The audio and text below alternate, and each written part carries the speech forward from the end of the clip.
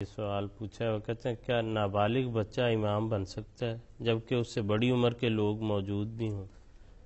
اصل بات یہ ہے کہ فرض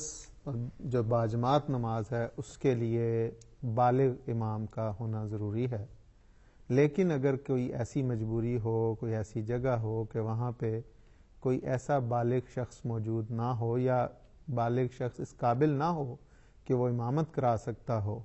اور نابالغ بچہ جو ہے وہ امامت کرانا جانتا ہو یا نماز پڑھانا جانتا ہو یا اسے نماز آتی ہو، تو پھر یہ ایک ایسی مجبوری، ایک ایسا استثناء ہے جس میں ایک نابالغ بچہ بھی امامت کروا سکتا ہے۔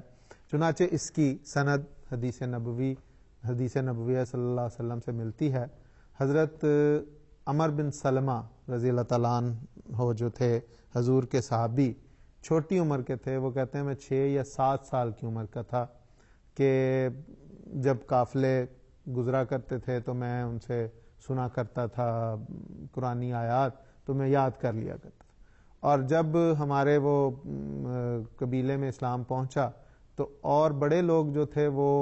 قرآن کریم نہیں جانتے تھے، مجھے اتنا قرآن کریم آتا تھا کہ میں نماز پڑھا سکوں۔ چنانچہ وہ باوجود اس کے کہ نابالغ تھے، 6-7 سال کے تھے، وہ اپنے قبیلے کے لوگوں کو امامت کرواتے تھے، جس میں بالغ مرد بھی شامل ہوتے تھے، عورتیں بھی شامل ہوتی تھیں۔ تو یہ اصل بات یہی ہے کہ بالغ امام ہونا چاہیے، اگر وہ موجود ہے تو پھر اسی کو امامت کروانی چاہیے، اگر کہیں بالغ نہیں یا اس قابل نہیں کہ وہ امامت کرا سکے اور نابالغ موجود ہے جو امامت کرا سکتا ہے، تو وہ اس کے پیچھے نماز پڑھی جانی چاہیے، پڑھی جاتی ہے۔